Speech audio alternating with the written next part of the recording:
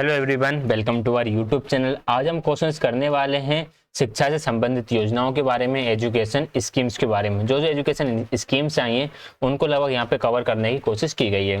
Question number first से शुरुआत करेंगे। क्वेश्चन नंबर फर्स्ट है, ऑपरेशन ब्लैक बोर्ड का उद्देश्य था। Aim of operation blackboard was, सभी प्राथमिक विद्यालयों में न्यूनतम सुविधाएं प्रदान करना, सबको मुफ्त वर्दी उपलब्ध कराना, सभी स्कूलों में ब्लैक बोर्ड उपलब्ध कराना, सभी स्कूलों में शुद्ध भोजन उपलब्ध कराना। देखिए, इसका मुख्य उद्देश्य था सभी प्राथमिक स्कूलों में न्यूनतम सुविधाएं उपलब्ध कराना। Right answer option number first हो जाएगा। ऑप्शन नंबर थर्ड को देखकर आपको बिल्कुल भी कंफ्यूज नहीं होना है। यहाँ पर जो ब्लैक बोर्ड लिखा हुआ है, इस पूरे वर्ड का एक मतलब होता है। ठीक, क्वेश्चन नंबर थर्ड है, प्रारंभिक शिक्षा में लड़कियों की शिक्षा के लिए राष्ट्रीय कार्यक्रम किस पर केंद्रित है?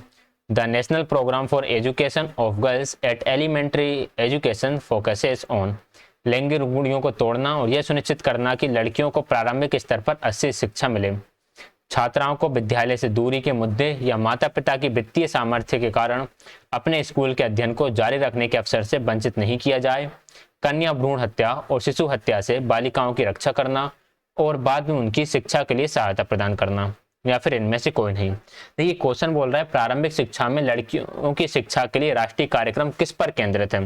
प्रारंभिक, तो इसकी जो राष्ट्रीय कार्यक्रम है, जो नेशनल प्रोग्राम है education of girls elementary education, ये मेन फोकस करता है लैंगिक रूढ़ियों को तोड़ना और ये सुनिश्चित करना कि लड़कियों को प्रारंभिक स्तर पर अच्छी शिक्षा मिल सके।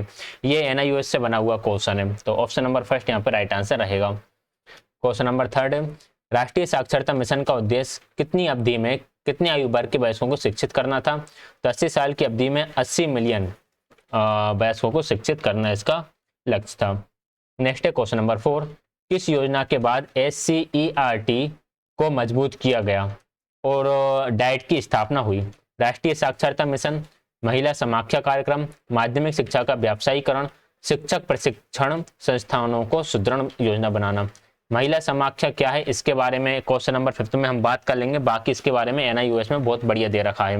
यहाँ पर बात की गई कि जो आपका SCERT होता है उसको मजबूती दी गई, उसको अच्छा मतलब उसको अपडेट किया गया और डाइट की स्थापना की गई। डाइट की स्थापना की गई थी शिक्षक के प्रशिक्षण के लिए। ऑप्शन नंबर 4 राइट आंसर हो जाएगा, शिक्षक प्रशिक्षण संस्थानों को सुदृढ़ बनाना। तो ऑप्शन नंबर 4 करेक्ट आंसर रहेगा। क्वेश्चन नंबर 5 है, महिला समाख्या कार्यक्रम का मुख्य उद्देश्य था शैक्षणिक प्रक्रिया में लड़कियों और महिलाओं की भागीदारी बढ़ाना, लड़कियों और महिलाओं के लिए अंकगणितीय कौशल का शिक्षण, लड़कियों और महिलाओं को गृह विज्ञान शिक्षण, लड़कियों और महिलाओं के लिए व्यावसायिक कौशल शिक्षण। जब हम एक टॉपिक पढ़ते हैं महिला सशक्तिकरण में महिला समाख्या कार्यक्रम आता है, जो महिला सशक्तिकरण के लिए बताता है कि अगर शैक्षणिक प्रक्रियाओं में महिलाओं लड़कियों की भागीदारी करेंगे तो इससे वुमेन एम्पावरमेंट को बल मिलेगा।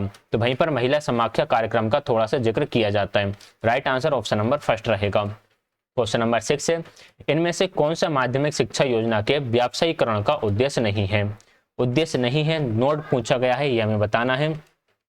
व्यक्तिगत रोजगार क्षमता बढ़ाने के लिए, शैक्षणिक अवसरों के विविधीकरण के लिए प्रदान करना, ये तो था इसका उद्देश्य। कुशल जनशक्ति की मांग और आपूर्ति के बीच विसंगति को कम करें, ये भी ठीक है। विसंगति मतलब कि जितनी मांग हो उतनी हम आपूर्ति कर सकें। माध्यमिक विद्यालय केवल लड़कियों को व्यावसायिक कौशल की पढ़ाई, उनकी नियोक्ताओं को बढ़ाने के लिए, केवल लड़कियों को व्यावसायिक कौशल की पढ़ाई, केवल लड़कियों की बात होगी तो ये गलत हो गया, क्योंकि लड़कों को भी व्यावसायिक कौशल की पढ़ाई कराना है। उच्च शिक्षा करने वालों के लिए एक विकल्प प्रदान करता है, ये भी ठीक है। तो थर्ड गलत है, इसलिए थर्ड ही राइट आंसर है, नोट पूछा गया था। नेक्स्ट है question number 7, mid day meal scheme का पिछला नाम क्या था? Previous name of mid day meal scheme was, प्राथमिक शिक्षा के लिए पोषण सहायता का राष्ट्रीय कार्यक्रम, बच्चों को पोषण सहायता का कार्यक्रम, नामांकन बढ़ाने के लिए राष्ट्रीय कार्यक्रम। इसकी शुरुआत से ही इसे मिड डे मील स्कीम के रूप में जाना जाता है। तो शुरुआत से ही मिड डे मील स्कीम के रूप में नहीं जाना जाता, पहले से प्राथमिक शिक्षा के लिए पोषण सहायता का राष्ट्रीय कार्यक्रम नाम दिया गया था। तो right answer option number first रहेगा। क्वेश्चन नंबर 8 है, जिला प्राथमिक शिक्षा कार्यक्रम अग्रदूत था, किसका अग्रदूत था? साक्षर भारत मिशन का, पढ़े भारत बड़े भारत का, महिला समाख्या कार्यक्रम का, या फिर सर्व शिक्षा अभियान का? राइट आंसर ऑप्शन नंबर 4 रहेगा, सर्व शिक्षा अभियान। क्वेश्चन नंबर 9, सर्व शिक्षा अभियान का लक्ष्य है, सर्व शिक्षा अभियान एमसेट, माध्यमिक स्तर की शिक्षा को सार्वभौमिक पहुंच प्रदान करना, प्रौद्योगिकी कौशल बनाना और छात्रों को कंप्यूटर सहायता प्राप्त सीखने की प्रक्रिया के माध्यम से सिखाना। माध्यमिक छात्रों के लिए पढ़ने, लेखन और गणित में सुधार। 6 से 14 आयु वर्ग के सभी बच्चों को प्रारंभिक शिक्षा प्रदान करना। तो क्वेश्चन नंबर 9 का राइट आंसर रहेगा ऑप्शन नंबर 4। इसका लक्ष्य था कि एक मिनट, इसका लक्ष्य में से ऑप्शन नंबर फर्स्ट होना चाहिए। तब ये जो लक्ष्य था ये आरटीई एक्ट का था, तो हम कह सकते हैं आरटीई एक्ट में भी सर्व शिक्षा अभियान 2002 को शामिल किया गया है। ठीक है, फोर्थ करेक्ट आंसर है 6 से 14 आयु वर्ग के सभी बच्चों को प्रारंभिक शिक्षा प्रदान करना। ठीक, फर्स्ट वाले में माध्यमिक स्तर शायद इन्होंने थोड़ा सा लिमिटेड कर दिया इसको, तो फोर्थ को ही हम करेक्ट आंसर मानेंगे। क्वेश्चन नंबर 10 है, बड़े भारत का लक्ष्य है माध्यमिक स्तर की शिक्षा को सार्वभौमिक पहुंच प्रदान करना, प्रौद्योगिकी कौशल बनाना और छात्रों को कंप्यूटर सहायता प्राप्त सीखने की प्रक्रिया के माध्यम से सिखाना। माध्यमिक छात्रों के लिए पढ़ने, लेखन और गणित में सुधार। 6 से 14 आयु वर्ग के सभी बच्चों को प्रारंभिक शिक्षा प्रदान करना। बड़े भारत योजना का लक्ष्य था माध्यमिक छात्रों के लिए पढ़ने, लेखन और गणित में सुधार। तो ऑप्शन नंबर 3 करेक्ट आंसर हो जाएगा। क्वेश्चन नंबर 11 है, आईसीटी स्कूल एमसेट आईसीटी स्कूलों का मुख्य लक्ष्य क्या है? माध्यमिक स्तर की शिक्षा को सार्वभौमिक। ऑप्शन से बिल्कुल एज इट इज है जैसे पहले वाले के थे। ये आपका क्वेश्चन नंबर 9 का राइट आंसर हुआ था, ये आपका क्वेश्चन नंबर 10 का राइट आंसर हुआ था, और ये है आपका क्वेश्चन नंबर 11 का राइट आंसर। ऑप्शन नंबर 2 प्रौद्योगिकी कौशल बनाना और छात्रों को कंप्यूटर सहायता प्राप्त सीखने की प्रक्रिया के माध्यम से सिखाना। क्वेश्चन नंबर 12 है, समावेशी शिक्षा किस लक्ष्य से शुरू की गई थी?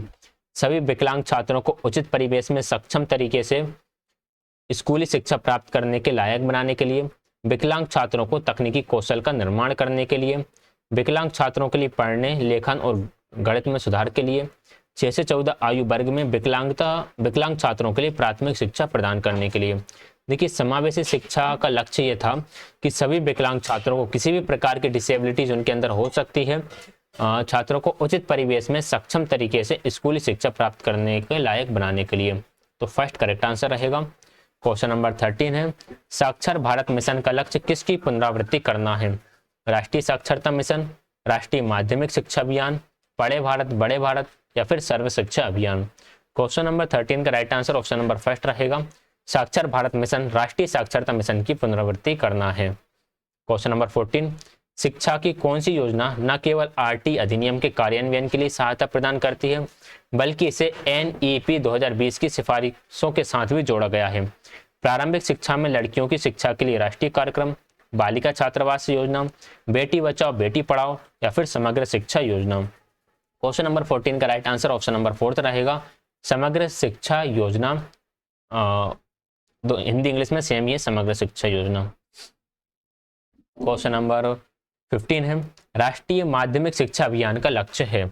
इसका लक्ष्य था माध्यमिक स्तर की शिक्षा को सार्वभौमिक पहुंच प्रदान करना। ये तीनों ऑप्शन किसी ना किसी के राइट आंसर हो ही गए थे, तो फर्स्ट इसका राइट आंसर रहेगा जो अपना SSA था, उसका राइट आंसर अपना ऑप्शन नंबर 4 था।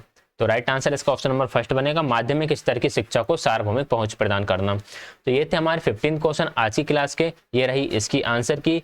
वीडियो को लाइक शेयर, चैनल को सब्सक्राइब कर दीजिएगा। कोई भी डाउट रहे तो उसको आप कमेंट में पूछ सकते हैं।